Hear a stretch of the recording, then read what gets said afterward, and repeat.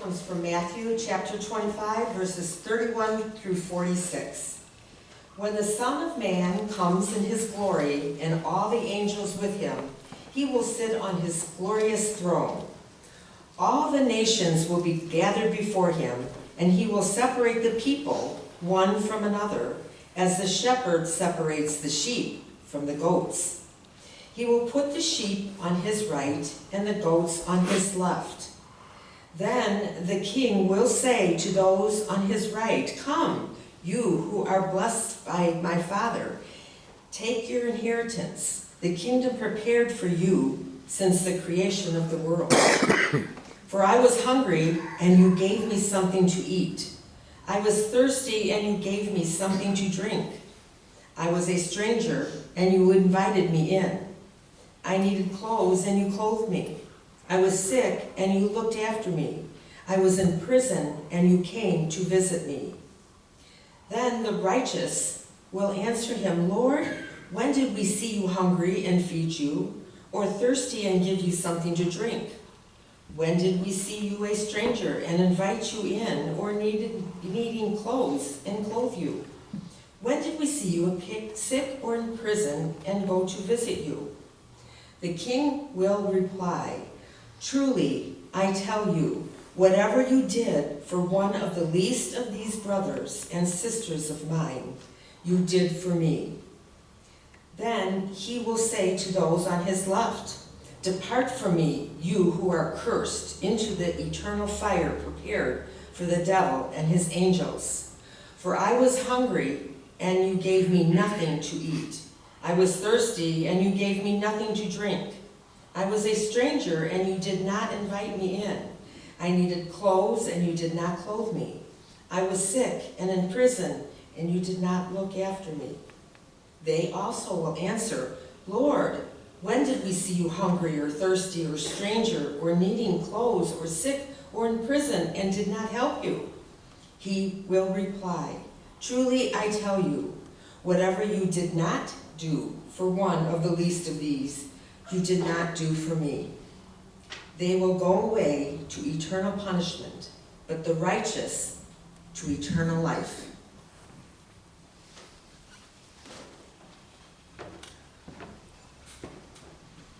So last week, we looked at Jesus' final public teaching, and he ended that with a lament. He said, "Jerusalem, Jerusalem, you who kill the prophets and stone those sent to you. How often have I longed to gather your children together as a hen gathers her chicks under her wings, yet you were not willing. Look, your house is left to you desolate. For I tell you, you will not see me again until you say, 'Blessed is he who comes in the name of the Lord.'" And then right after saying that, Jesus turns and he leaves the temple. And on his way out, his disciples catch up to him, and Jesus, he turns and looks to the buildings around, and his disciples are no doubt puzzled about what's going on. And Jesus says, "Do you see all of these things? Truly, I tell you, not one stone here will be left upon another. Every one will be thrown down." And then later on, they all find themselves on the Mount of Olives. And clearly, the disciples had been contemplating this among themselves, and they came to Jesus privately, and they asked him, "Tell us, when will this happen? And what will be the sign of your coming and the end of the age?" And that is the prompt off of which Jesus gives what we call the Olivet Discourse.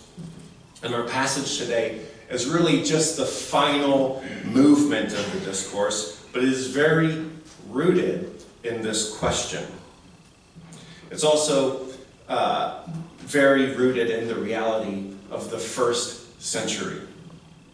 And this is one of those places where it's really important to remember that Jesus isn't speaking directly to us, 21st century believers, asking questions about the 21st century world.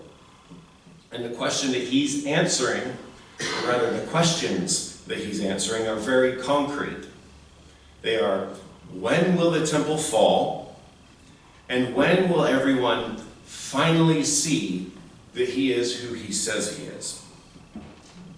Most of this discourse, the wars and rumors of wars, the abomination that causes desolation, and the coming of the Son of Man on the clouds, is Jesus answering the first part of this question. Jesus is describing something that is going to happen in their lifetimes before their generation passes away. A lot of Western readers see this from our own point of view as Jesus describing what will happen when he comes again.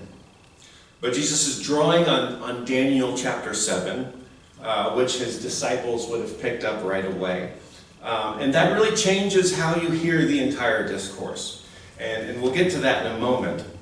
So Jesus' answer to the questions asked of him is my resurrection, the spread of the gospel, and then the destruction of the temple in 70 AD will together be the public announcement that I am Lord.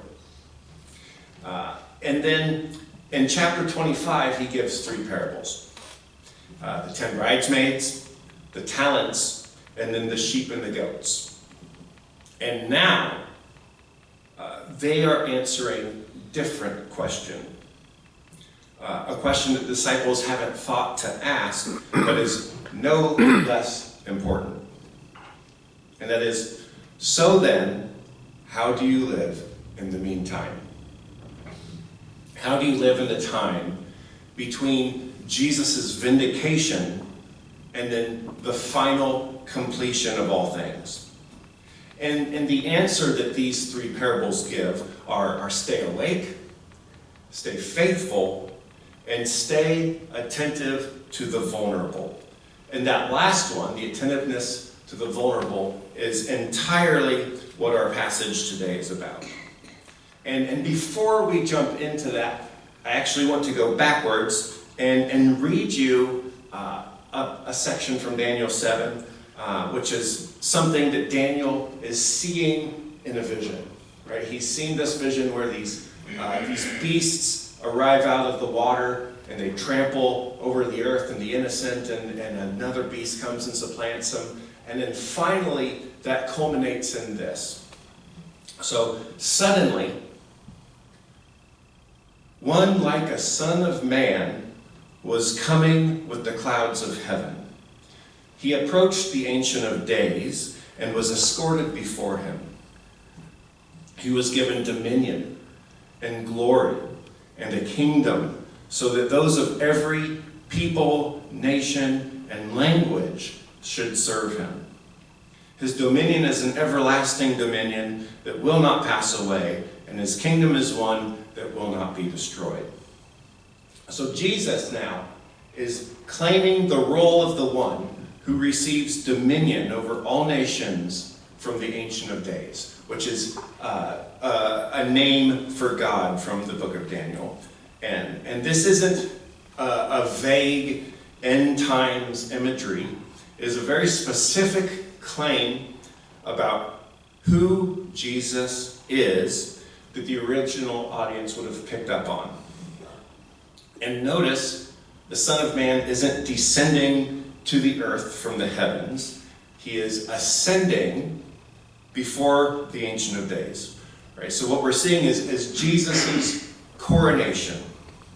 And this is the background imagery that's happening really every time Jesus calls himself the Son of Man. So when he opens our passage with, when the Son of Man comes in his glory and sits on his glorious throne, he isn't describing his arrival. He's describing his reign. Right? He is already enthroned, and the judgment that we're seeing here is the judgment of a king who is already ruling. So here's the scene, right? Jesus is the king. He's on the throne. All the nations are gathered before him. Not just Israel, not just the church, but all of the nations of the earth. And then he separates out the people from the nations into two groups, the ones on his left, the ones on his right, in the same way that a shepherd at the end of the day will separate out the sheep from the goats. And to the ones on his right, he says, "Come, you are blessed. Inherit the kingdom." And here's why. I was hungry, and you fed me. I was thirsty, and you gave me drink. I was a stranger, and you welcomed me. I was naked, and you clothed me. I was sick, and you looked after me. I was in prison, and you came to me. And they say, when? When did we do any of these things for you? And he says, when you did it for the least of these, you did it for me. Right? And then, of course, the left-hand group, they get the same mirror, I suppose, of that. Right? Same list, the same surprise, but the opposite verdict. Now, Jesus is making a really wild claim here. It's a claim about the very nature of the age in which we find ourselves. And it's that Jesus is present with us in surprising ways. He could have said, when you fed the hungry, you were living out my values. He could have said, when you welcomed a stranger, you were doing the right thing. But that is very much not what he said. What he does say to them is it was me. Right? I was the foreigner living among you. I was the one living on the street. I was the one rotting in jail. So he's claiming something that is very hard to understand, but in some way, his identity is tangled up with the identity of the suffering and vulnerable people. Right? So think about what he's saying. The king who sits enthroned over all nations has so thoroughly identified himself with the powerless people of the earth that you cannot encounter one without encountering the other. Right? I should mention that scholars don't necessarily agree about who Jesus means exactly when he says the least of my brothers and sisters, whether he means specifically his followers or all suffering people broadly. Both readings have serious people behind them, but what is true either way is that Jesus has hidden himself in the ones that the world walks past. Right? That's a very provocative claim that we really have to sit with and deal with. It's especially provocative in the first century world for first century believers, because that is exactly the kind of people who were attracted to Jesus. And once they followed him in earnest, they really got pushed to the margins of society. They were handed over to courts. They left their homes because of persecution. They arrived in new places as strangers, in strange towns and countries, sometimes with nothing but the clothes on their backs. And to these people, Jesus is saying, I see you. I'm with you in your suffering. And then to the rest of the world, he's saying, how you treat them is how you treat me. And here's what's interesting. You know, it makes total sense that the ones gathered on his left, the ones found guilty, don't understand. Right? The ones who ignore the needs of the people around them, the ones who neglect the hungry, the thirsty, and the prisoners, the ones who are cruel and thoughtless toward the strangers and the migrants. And Jesus tells them, you know, I was hungry, and you gave me nothing to eat. I was thirsty, and you gave me nothing to drink. I was a stranger, and you didn't invite me in. I needed clothes, and you didn't clothe me. I was sick and in prison, and you did not look after me. And they say, wait a second. When did we see you in need and not help you? Right? You see, if they had known, right, of course they would have helped. Right? And that's the point. Right? These aren't cartoon villains. They're not necessarily people who looked at the starving people in the eye and laughed at them and mocked them. I mean, maybe a few of them are. But a lot of them are just people who didn't know. They didn't have eyes to see what Jesus is saying is true of the world around them. They simply moved through the world, moved through life with their eyes pointed at their own concerns, their own personal religious performance. Because here's the thing. There's a version of this faith that is very transactional. You know, you find out what is required of you, you do those things, and then you check it off the list, you fulfilled your obligation. Right? You go to church every week, you give money, you don't commit any of the big sins, no murder, no adultery, and that's it. You've done your part. You're good in the eyes of God now.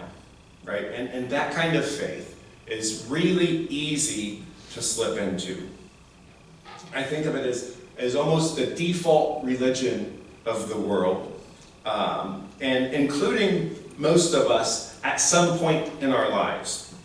Right? And what is so attractive about this kind of faith is that it doesn't require me to change the kind of person that I am.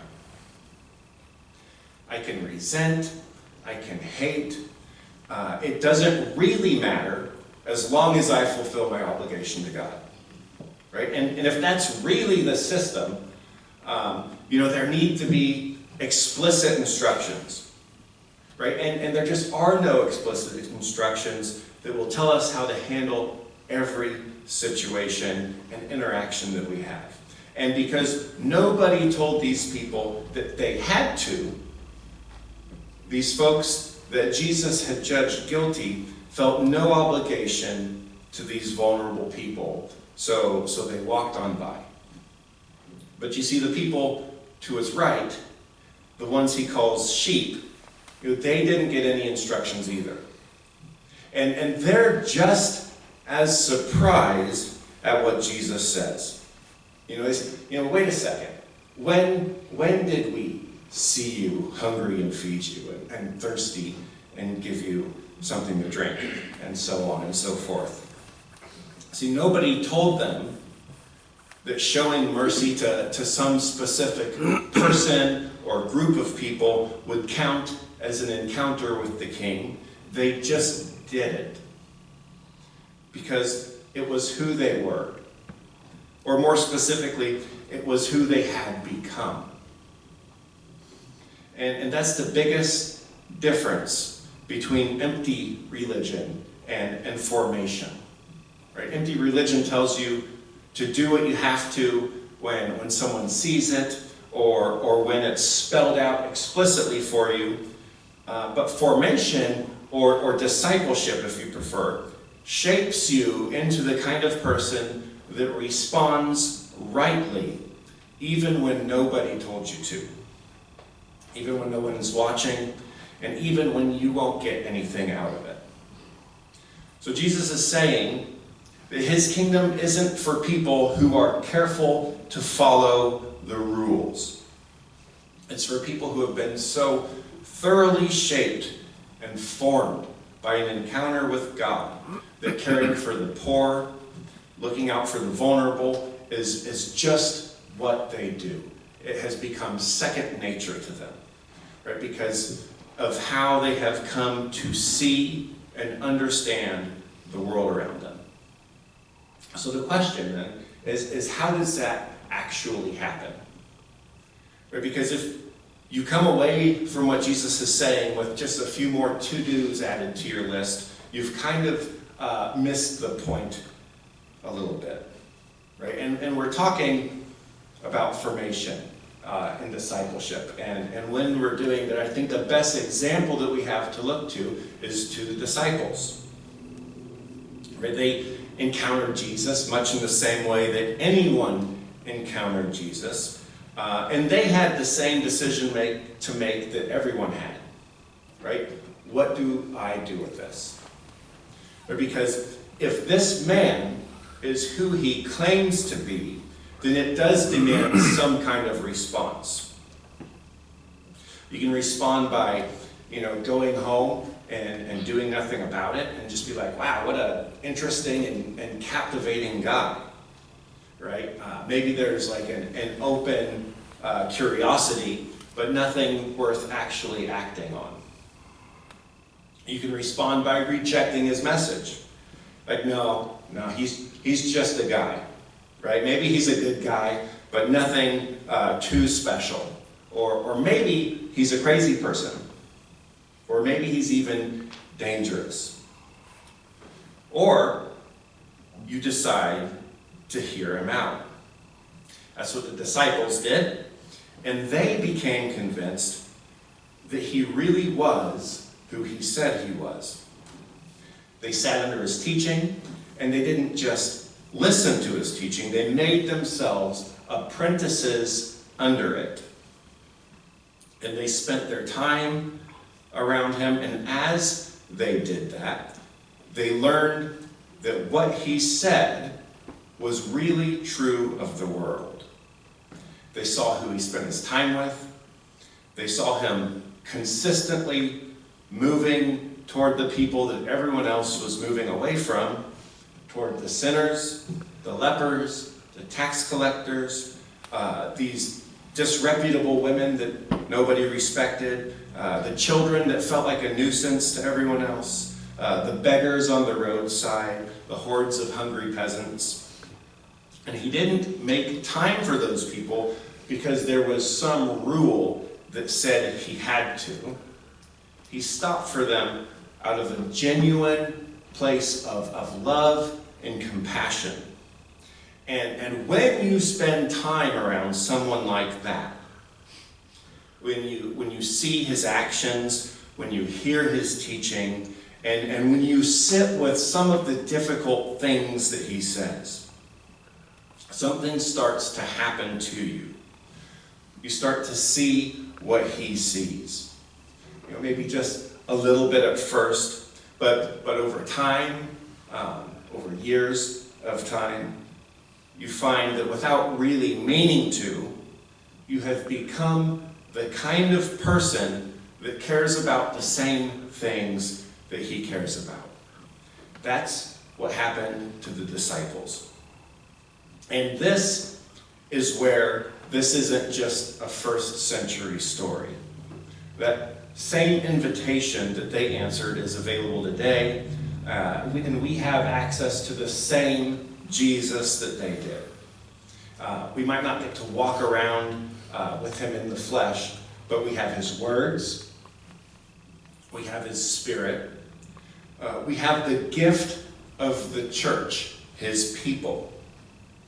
And by meditating on his words, by worshiping him in the spirit with his people, and by paying attention to the things that he paid attention to, by giving him our allegiance and allowing him to shape the way that we see the world, the way that we see the people around us, and the way that we see our supposed enemies, we're being formed into the kind of people that Jesus is talking about.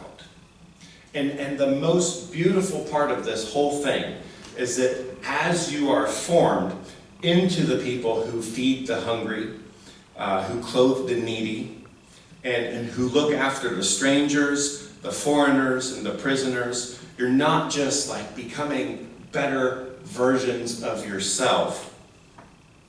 You are encountering Jesus himself. Every act of mercy, no matter how small or how forgettable, he receives as if it is done to him directly. Because he's already on the throne, He's already ruling, and he has hidden himself in the faces of the people that we pass by every day. Let's pray.